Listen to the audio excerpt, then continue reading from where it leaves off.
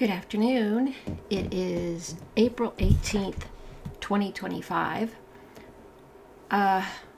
It's Holy Week for us Orthodox as well as Western Christians. Haven't made very many holy services for the week that I wanted to because my shoulder has been acting up, been in pain. I don't know what I did to it. But 5 years ago, I don't know what I did to it, but I ended up with a small tear in my right shoulder, hence I'm wearing the patch. So, haven't been able to do too much, but I had promised on Sunday that I was going to read a blog post that I did in 2018, which is about the journey of Holy Pascha, following Christ through Holy Pascha. And so I'm going to read that to you now. Let God arise, let his enemies be scattered. When you take the journey with Christ from his entrance into Jerusalem on a donkey, praised and honored through the laying down of palms, through the grueling walk to Golgotha, wailing with his mother, to experiencing the thunderous earth trembling from his death, his descent into Hades, breaking the chains and releasing those waiting in the tombs, preaching to those who did not know him, to witnessing his glorious resurrection, told to us by an angel at his tomb, your body, mind, and soul are greatly and positively affected. Your body aches from the hours of services for which 3/4 of the time you're standing. Your mind is filled with the readings of his journey and what it all means. Your heart is torn into pieces, listening, watching, and reading of the scourging, mockings, spitting, and especially the words, his blood be on us and all our children. Lord have mercy, doing the sign of the cross. That line always gets me. You take in the sweet smell of incense that reminds you of the realm of God's kingdom, the prayers of the saints, and that you and your brothers and sisters in the nave of his church are with him through all of it. You've heard these passages hundreds of times, but something new and profound hits you every year this is read aloud. This time, you're wishing you were the thief on the cross, hoping, praying, pleading, Lord, remember me in your kingdom. Remember me when you come into your kingdom. And you're dying to hear him say, today you will be with me in paradise. Don't we all wish that? You weep when you hear his mother, the Theotokos, wail and say to him as he plods to his voluntary crucifixion, where are you going, my child? Why do you travel along so fast? Would there perhaps be another wedding in Cana? And you hurry there to turn for them water into wine? Can I not come with you, my child? Or tarry with you? Speak to me a word, you who are the word. Pass me not by in silence, you who kept me pure. For you are my son and my God. In your humanity and being a mother of 2 sons, the words slice through you, cutting you deeply, and you feel Mary's pain. But then the Panagia tells him to hurry and rise on the 3rd day so that she can see him glorified. Oh, my son, where has the beauty of your form vanished? I cannot bear to see you unjustly crucified. Hasten, therefore, and rise up, that I too may behold your resurrection from the dead on the 3rd day. As you see, she knew that was going to happen. You realize that the Theotokos knew and understood immediately that Christ had been saying what Christ had been saying before his crucifixion, that he'd rise on the 3rd day, whereas all but one of the apostles fled in confusion, fear, and sorrow. Beloved Apostle John stood by the cross with Christ's mother and the other women. I have a picture of Christ crucified on the cross at the church we had in Pennsylvania. We were attending in Pennsylvania at the time. So, Holy Thursday evening is the 12 Gospel service, which I did make last night, for the most part, 3/4 of it.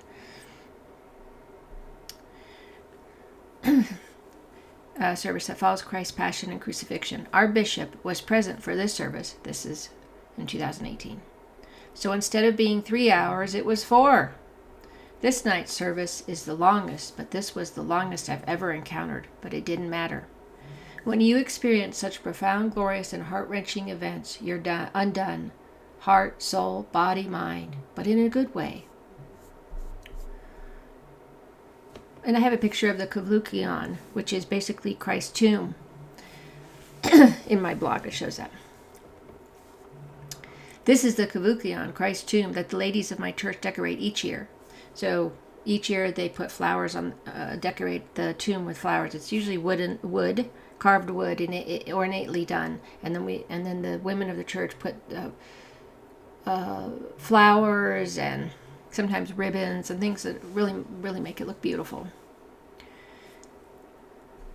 It is carried around the church Friday evenings for the lamentation service, where we join Joseph of Arimathea in carrying Christ's body to the new tomb. Video taken, and then I did one back in a video I took back in 2011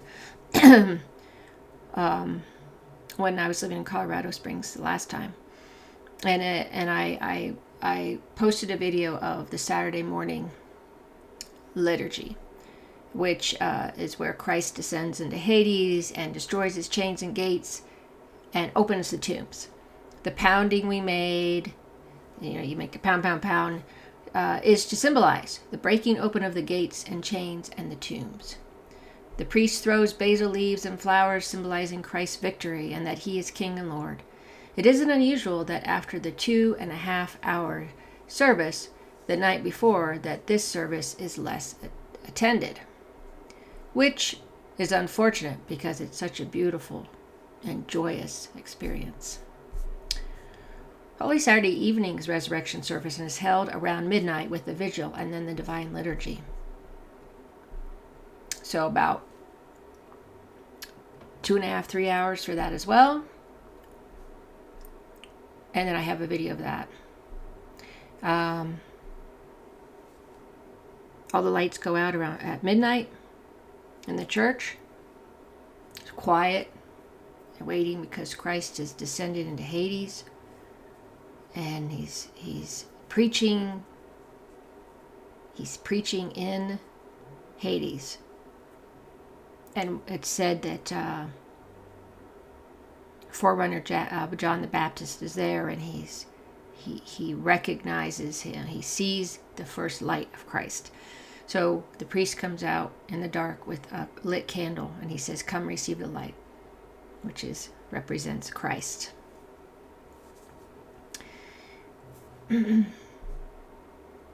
Christ is descended to Hades in darkness, and through his resurrection the light has come into the world and has trampled down death by his death. And then after his entrance, you, along with your brothers and sisters in Christ, say joyously and triumphantly, "Christ is risen," and we'll chant this verse over and over again that early Sunday morning and the next several Sundays. Christ is risen from the dead, trampling down death by death, and upon those in the tombs bestowing life. That's the chanting melody of that one.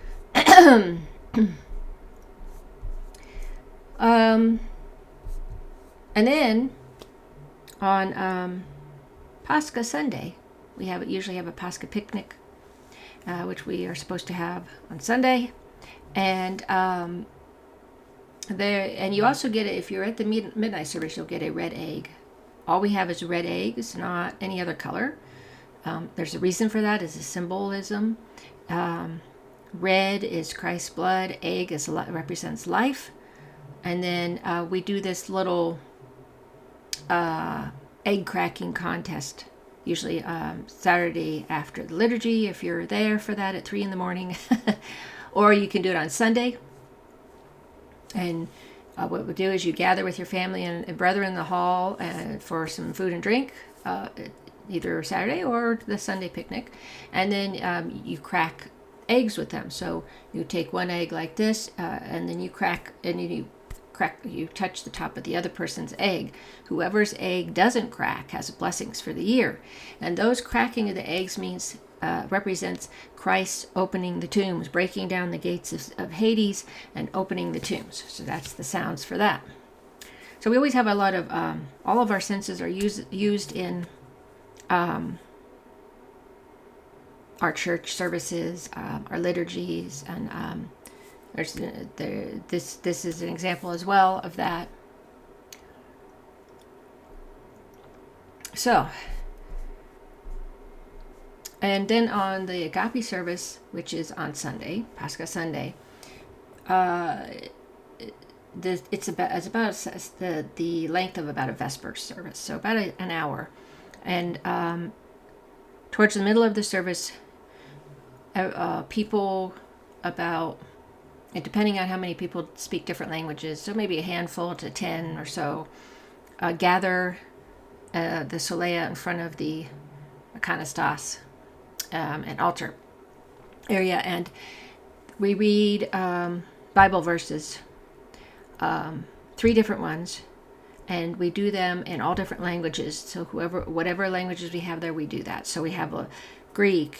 These are the usual: Greek, English, German, French, Spanish, Latin, Arabic. Sometimes we could have Russian,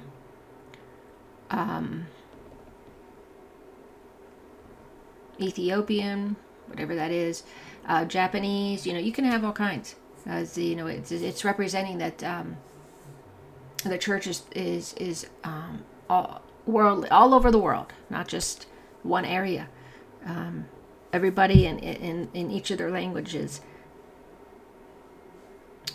who is a follower of Christ speaks this.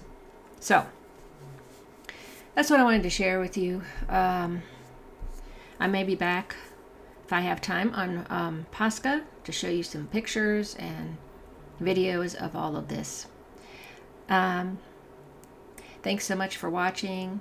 Please follow my channel, watch my videos. If you like them, please like them. Share my videos, share my channels. A blessed, good, great Friday to you, and a blessed Pascha as well. God bless.